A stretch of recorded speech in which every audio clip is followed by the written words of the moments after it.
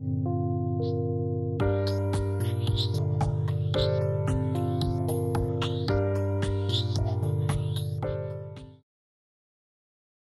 help nonprofits in a number of different ways. The first is we do what we call service grants. We put together teams of business professionals to help nonprofits with marketing, technology, leadership development, and strategy, sort of helping them build their core infrastructure. The second is that we help companies build pro bono programs so those companies can then help nonprofits. So we're both trying to sort of do it ourselves for nonprofits, but also wanting to make sure, since there's so many nonprofits in this country, that we're creating other pro bono programs so that more nonprofits have access.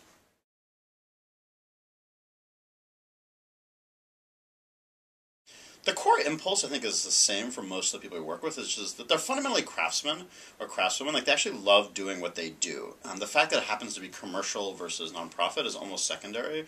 I think it's just they love the craft of what they do, whether it's HR and helping people that way, marketing, communicating to people, technology, sort of building technology. I find for most people that's the core impulse. The context is really secondary.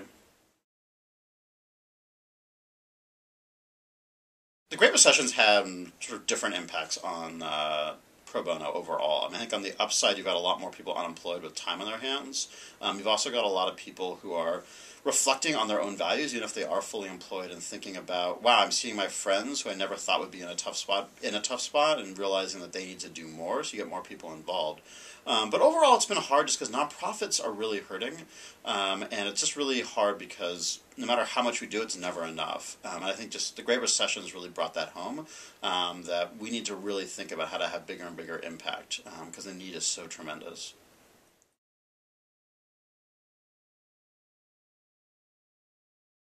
The biggest challenge to date has just been execution. I think we have this, tremendous vision for where we want to go, make it happen, and just the sort of lack of patience to get there, and just wanting to do more, to help more people, to make a bigger impact, and just having reality get in the way of that sometimes has probably been the biggest challenge.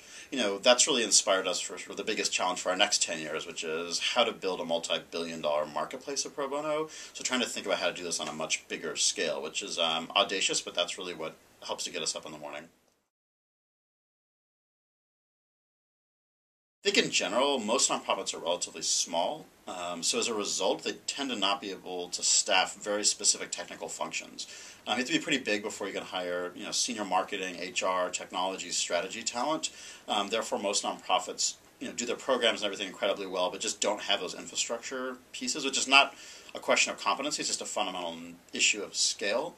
I find they do a really great job of understanding their clients and who they work with much better than any company does. I mean, really trying to understand and empathize with them.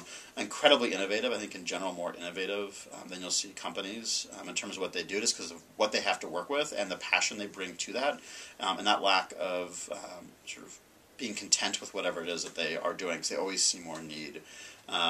Those are the main things that stand out. But I think if we could find ways, and pro bono is part of that, to bring in that specialized talent that nonprofits can't afford, it really can be a catalyst for much greater impact. I talked to a lot of people from sort of for-profit sector wanting to go into the nonprofit sector, and there's specific answers based on people's backgrounds. Number one thing I would say is test drive before you buy. Find a way to do pro bono work, get on a board, find a way to really understand, what it means to work in the nonprofit sector, and also just there's such diversity of nonprofits to start thinking about, like, do they want a large structured nonprofit like the Red Cross? Do they want something more entrepreneurial? Their experience will be radically different in those. And to really think about what they can bring to a nonprofit that a nonprofit wouldn't necessarily otherwise have access to, whether that's in terms of fundraising, whether that's in terms of bringing operations, etc. The challenge a lot of folks have is that their skill set in a company is so narrow that when they go into a small nonprofit, they're not able to go wide. They're able to only go deep, and most nonprofits need people who can do 16 different jobs.